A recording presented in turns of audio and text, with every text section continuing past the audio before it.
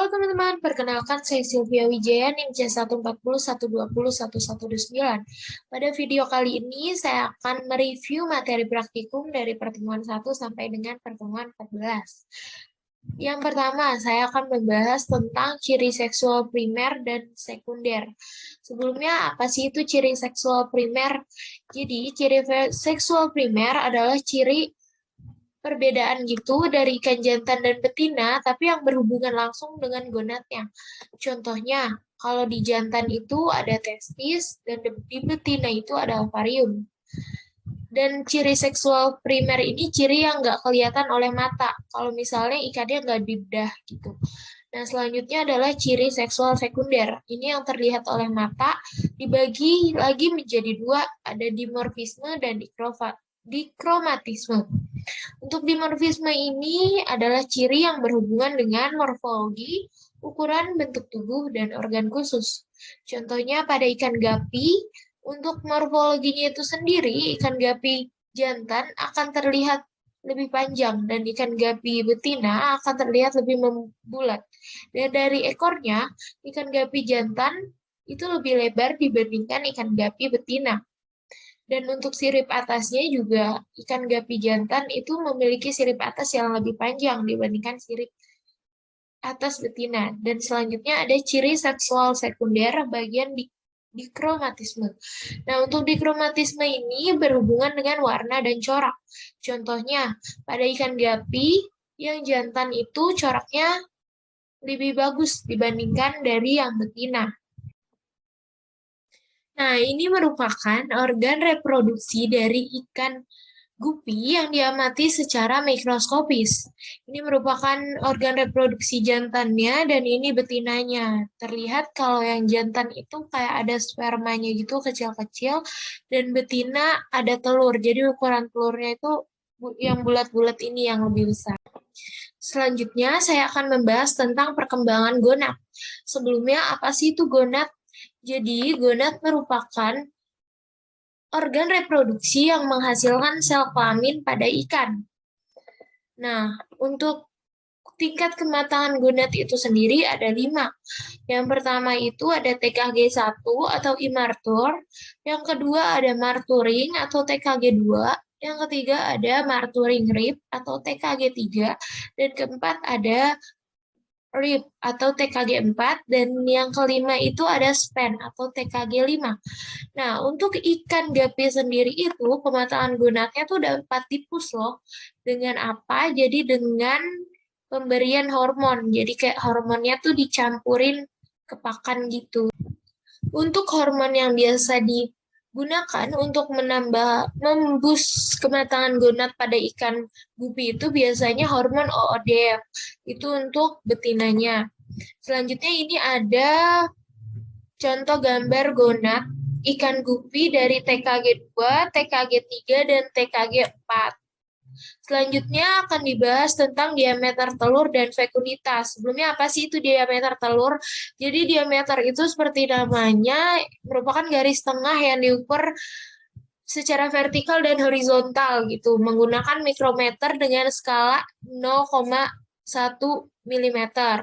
Nah, selanjutnya fekunditas. Jadi fekunditas itu merupakan jumlah telur yang dihasilkan induk betina yang telah matang gonad gitu.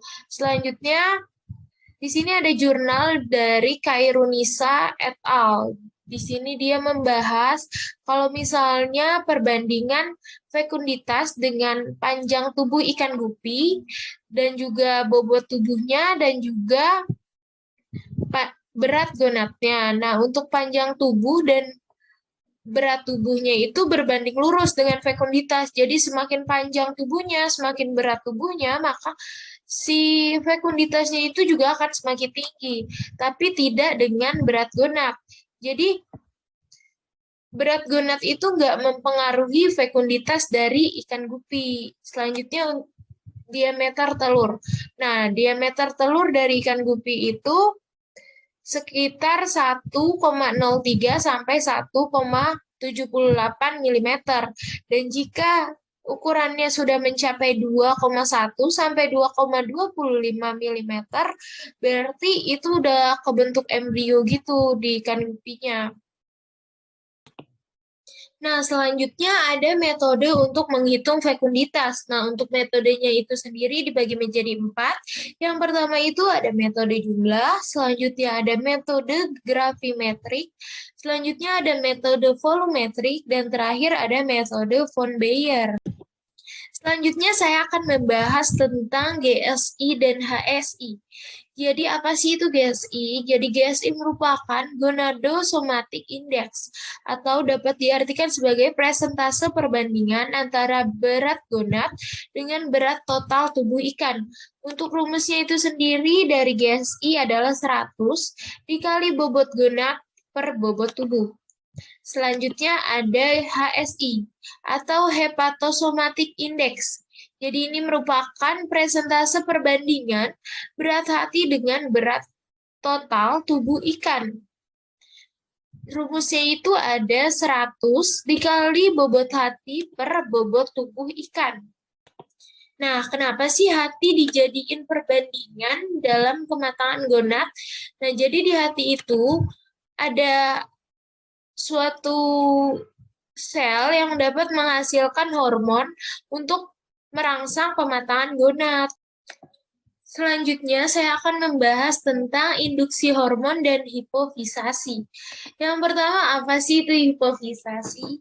Jadi, hipofisasi itu merupakan metode pemijahan buatan dengan cara menyuntikkan suspensi kelenjar hipofisa ke ikan yang akan dilakukan pemijahan buatan. Jadi, kayak donor hipofisa gitu.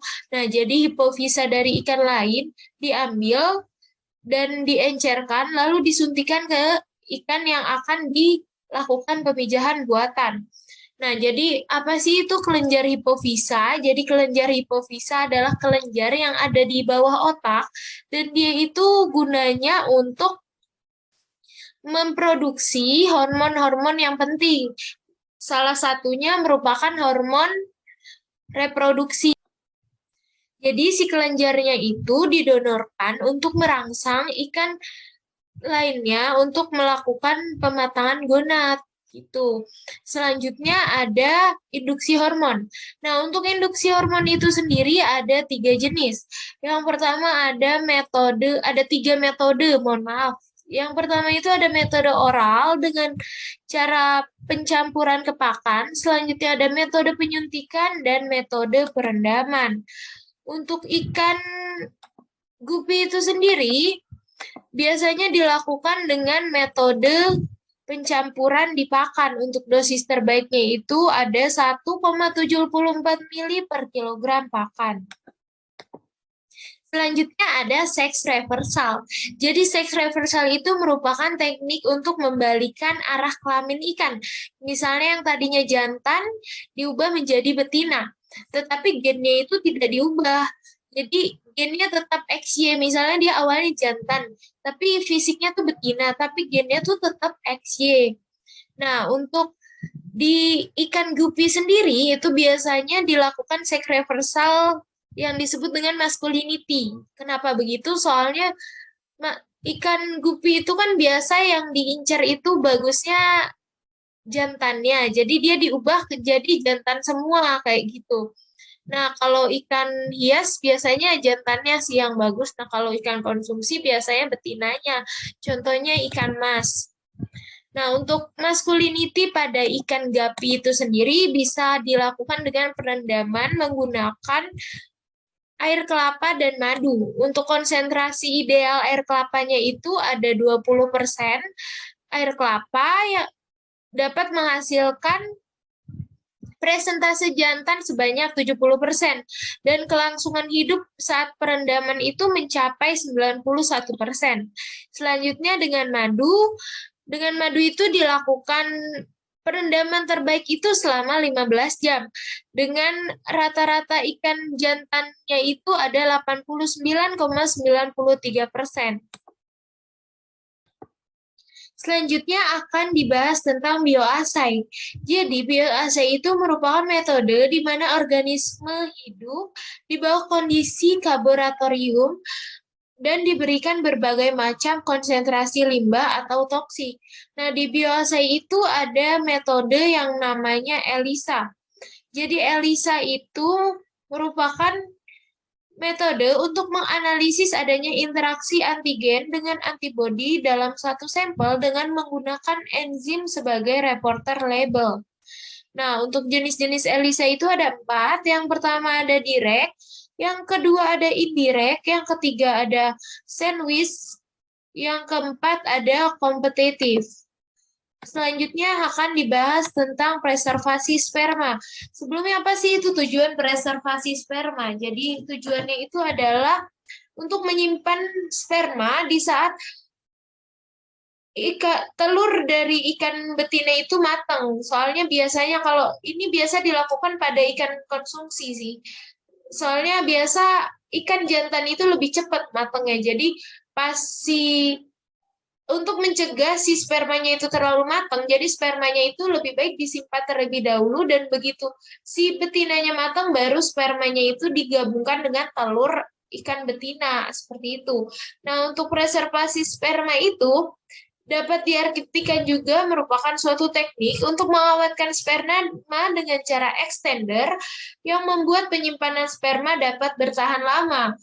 Nah, preservasi sperma ini juga dapat menghemat biaya pemeliharaan induk loh, karena yang disimpan itu spermanya, bukan induknya, seperti itu. Mungkin cukup sekian yang dapat saya sampaikan, kurang lebihnya mohon maaf. Sampai jumpa di praktikum selanjutnya. Dadah.